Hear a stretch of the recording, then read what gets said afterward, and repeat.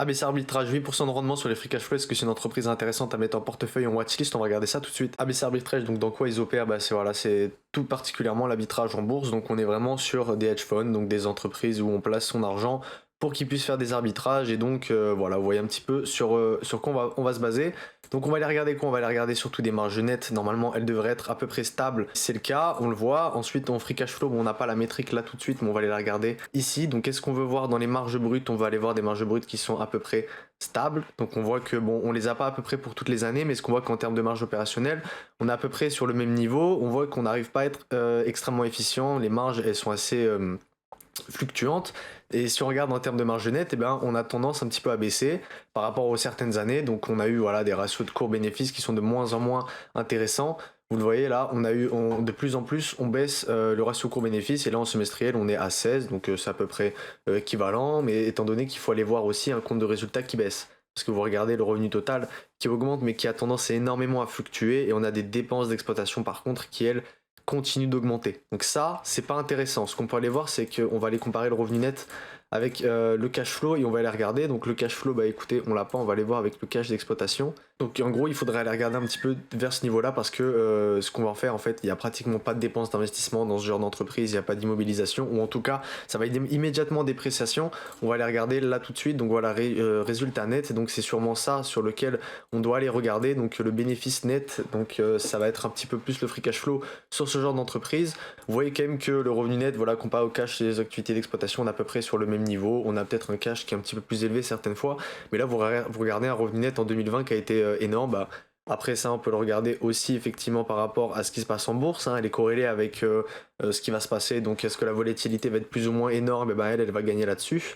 Ce qu'on voit, c'est que voilà, ce qui nous intéresse aussi, c'est les rendements nets des capitaux engagés. Donc là, on est seulement sur le ROE. On va regarder juste le ROE, et on nous dit voilà que le ROE est à peu près à 11 pour cette année, et d'habitude il est un peu plus haut. On va aller regarder un petit peu le rendement des capitaux propres. On voit que ça continue de baisser. Rendement du capital investi aussi, ça continue de baisser. Donc techniquement, si on regarde seulement des métriques quantitatives, cette entreprise ne serait pas extrêmement intéressante. Par contre, ce qu'on peut aller regarder en termes de dividende, c'est que le dividende ne monte pas. Le dividende ne monte pas, il représente quand même un rendement du dividende. Là, on est à 6,36, étant donné qu'il fluctue assez avec le prix de la commodité qui fluctue pas mal. Vous le voyez, voilà, on arrive sur des certains moments, en fait, on est sur une entreprise qui, à part pratiquer des arbitrages, n'essaye pas d'aller plus loin, n'achète pas d'autres business. Donc quand elle fait de l'argent, en fait, elle vous rend immédiatement tout cet argent-là. Donc on est sur quand même un ratio de paiement qui est à 80. Certaines fois, il a été à 100%, étant donné qu'on essaye de donner à peu près le même niveau de dividendes chaque année. Donc il y a eu certaines fois où voilà, il a été un peu plus énorme, si on peut regarder en 2017, mais après voilà, il versait pas par exemple sur les mêmes périodes de temps. Donc il faut aller un petit peu regarder un peu plus loin. Ce qu'on va voir, voilà, un bénéfice net par action qui a diminué, qui est à 0,15 comparé à 0,27 ou 0,49, sachant qu'on doit verser 40 centimes. Donc là, aujourd'hui, à l'heure d'aujourd'hui, le dividende est peut-être pas safe. En termes de fonds propres, on a 160 millions, donc techniquement, on pourrait quand même le payer avec ses fonds propres. Donc on va regarder le contexte, parce que c'est peut-être ça qui va nous intéresser après un exercice 2022 marqué par la guerre en Ukraine et remontée brutale des taux d'inflation. Le premier semestre de 2023, contre-intuitivement, des paramètres de marché sensibles inférieurs aux moyennes historiques.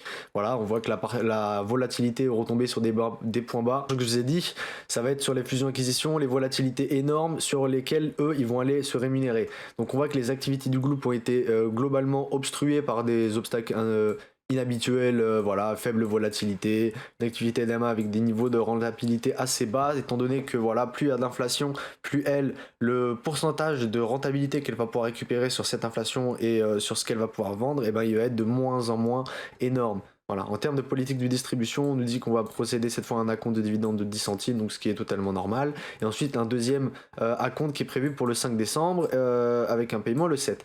Donc ça, on va aller regarder un petit peu, est-ce que la perspective de croissance pourrait être assez haute pour qu'on puisse avoir ne serait-ce qu'un dividende stable. On nous dit que la volatilité poursuit sa décroissance au cours du troisième trimestre, en reprise sensible du secteur des fusions-acquisitions et des opérations capitalistiques des entreprises. Le rythme d'activité du groupe reste cohérent avec cette situation. Donc là, on nous dit que par rapport à 2019, on est à peu près sur le même genre de ratio, on est à peu près sur voilà, une situation à peu près pareille.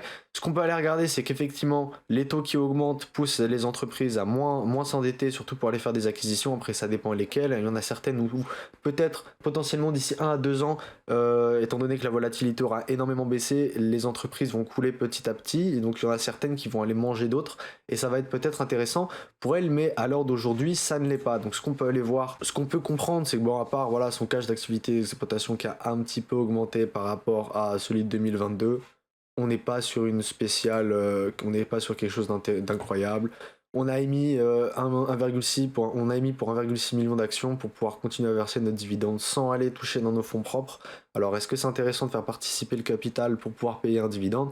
Je ne pense pas, je préférais qu'ils aient récupéré un petit peu dans leurs fonds propres. Par contre, ce qu'on peut aller regarder, c'est quand même une dette totale qui ne correspond à rien, c'est-à-dire que c'est pas une entreprise qui techniquement fait faillite, donc un rendement du dividende en soi, je vous ai dit qu'il était pas safe, mais techniquement il pourrait l'être, étant donné qu'on a voilà la dette nette, en fait on a moins 60 milliards, donc en fait on a gardé énormément d'argent et on a énormément d'actifs. Alors les passifs, j'imagine que ça va être surtout des passifs immobiliers, même pas, hein, on peut voir, voilà, ça va être passif non courant à ce niveau-là, et en dette à court terme, voilà qu'on on a 1,3 million partie de la dette des contrats de location, voilà, donc c'est pratiquement rien. Donc c'est une entreprise qui techniquement ne pourrait ne pas faire faillite du tout, elle a que ça à faire que vous verser un dividende. On voit que immeubles et usines par contre ça commence à augmenter, et donc du coup elle va avoir des actifs d'impôt qui va peut-être augmenter. Immobilisation incorporelle, qu'est-ce qu'on peut avoir? En goodwill on n'a rien, ça m'étonne pas du tout. Entre actifs incorporels, faudrait aller regarder un petit peu dans le bilan, mais sinon ça me paraît être une entreprise qui en soi techniquement n'a pas risque de couler, pourrait vous verser techniquement moins un rendement safe de 3,4%, et qui selon les bénéfices, on va aller regarder un petit peu qu'est-ce qu'on nous dit.